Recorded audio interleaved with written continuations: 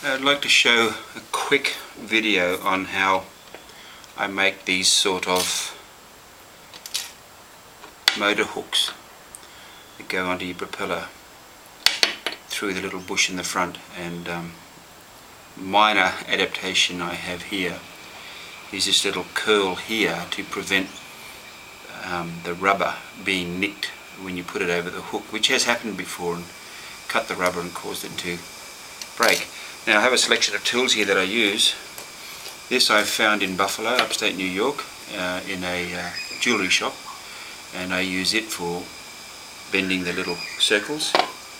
My long nose pliers, my side cutters, and a pair of normal linesman pliers.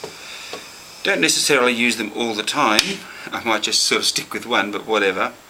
And the wire, I don't know what gauge it is, but that's pretty easy to work out. You just go down to your local hobby shop with a nose bearing and you keep fitting it on wire until you find the one that goes through, not too tight, not too loose. Now when I start to make this, I just simply bend it over. Now this can get a bit tricky, okay, so bear with me while I do it. And I had a little practice go before, and you know, as soon as you put it onto a video, she's going to go and do a crazy thing. But anyway, you get it bent over there, get it started, get a nice little hook like that. Now you see, if you see here, we've got a little set, which is what we want, and that little set is perfect for us to hook the rubber on later. Then I use this, so I simply place the wire there on that little bit of a flat.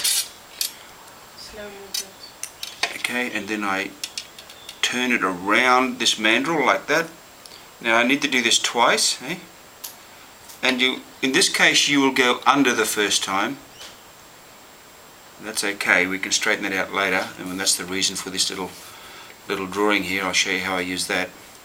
Now once that's done, you get your long nose pliers, if that's what you choose to use, the best ones to fit in there, and bend it, okay, and then you simply expand this a little bit here.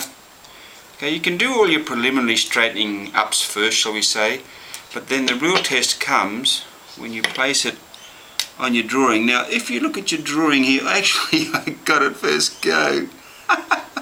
What you actually want is to be within that circle and equidistant, so that this shaft is perfectly in line with the center part of this, because you don't want anything to be off center, because that'll cause your rubber band to bounce around in the aeroplane. It does that anyway, but you know, this is just trying to make it a little bit more predictable. And then I normally cut 2 inches, you know, 5 centimeters, whatever, and there you go. Now the other thing to watch for, of course, is does it lie down straight. It's not quite doing that, so just keep messing with it. There you go.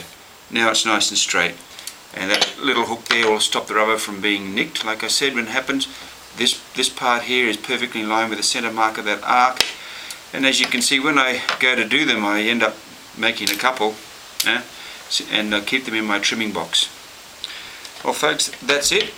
I hope you got something out of that, and thank you very much.